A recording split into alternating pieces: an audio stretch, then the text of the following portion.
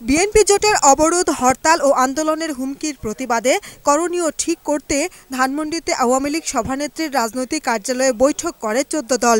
এ সময় নির্বাচন বানচালে বিরোধী জোট অপতৎপরতা চালাচ্ছে বলে অভিযোগ করে এর নিন্দা জানান জোট নেতারা। পরে সংবাদ সম্মেলনে গণফোরাম সভাপতি ডক্টর কামাল হোসেনের বিরুদ্ধে সরকার উৎখাতের ষড়যন্ত্রের অভিযোগ আনেন ১৪ দলের মুখপাত্র মোহাম্মদ নাসিম। প্রধানমন্ত্রী তার মেয়াদকালের আগে কেন, কি কারণে পদত্যাগ করবে? জেনে শুনে জ্ঞান পাপির মতো কথা বলছেন আজকে ডক্টর কামাল হোসেন সাহেব। তিনি আজকে দেশে একটি অসাংবিধানিক একটি অশুভ শক্তি উত্থান চান।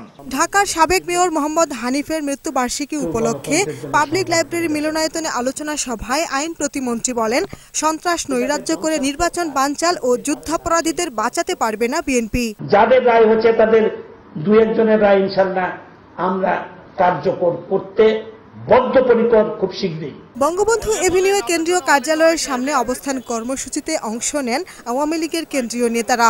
এ সময় দলের যুগ্ম সাধারণ সম্পাদক মাহবুবুল আলম হানিফ বিএনপি জোটের অবরোধ ও মানুষ হত্যার কঠোর সমালোচনা করেন। তারা মানুষ হত্যা করছে, আর সেই নিহতদের জন্য আবার উনি স্মরণসভা বা গায়বানা জানাজা করবে।